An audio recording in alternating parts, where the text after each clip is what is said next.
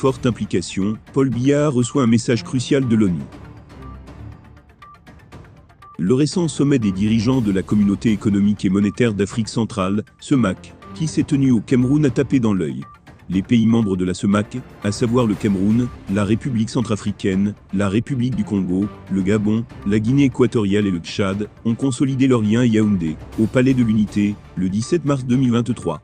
Cette rencontre a été l'occasion de prendre des décisions importantes, telles que l'élection d'un nouveau président en exercice de l'organisation régionale, d'un président de la Commission et de plusieurs commissaires. Ainsi, toutes ces décisions ont été actées dans la journée du 17 mars. L'Organisation des Nations Unies, ONU, a rapidement réagi à l'implication de Paul Biya dans ces décisions majeures en Afrique centrale, seulement quelques jours après le sommet. Le 29 mars 2023, le secrétaire général de l'ONU a dépêché son représentant spécial du Bureau régional des Nations Unies pour l'Afrique centrale, M. Abdou Abari, chez Paul Biya pour lui transmettre un message personnel.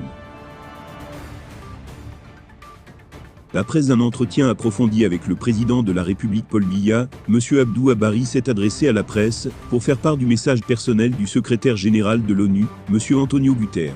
Tout d'abord, le représentant spécial du secrétaire général de l'ONU et chef du Bureau régional des Nations Unies pour l'Afrique centrale a tenu à féliciter le président Paul Biya pour le rôle prééminent qu'il joue en Afrique centrale. Il a ensuite souligné que le Cameroun est devenu un pays dont la centralité n'est pas en doute en termes de poids économique et politique, et en termes de contribution au règlement des difficultés que connaissent d'autres pays, comme l'hospitalité qu'il offre aux réfugiés issus des pays de la sous-région, mais aussi comme fournisseur de troupes pour les opérations de paix des Nations Unies.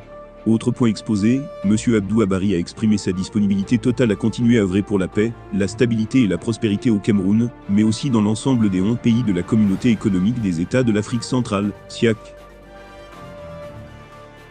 Eh bien chers abonnés, c'est ainsi que nous arriverons au terme de cette édition. Espérant qu'elle vous a plu, n'hésitez surtout pas de nous laisser un commentaire.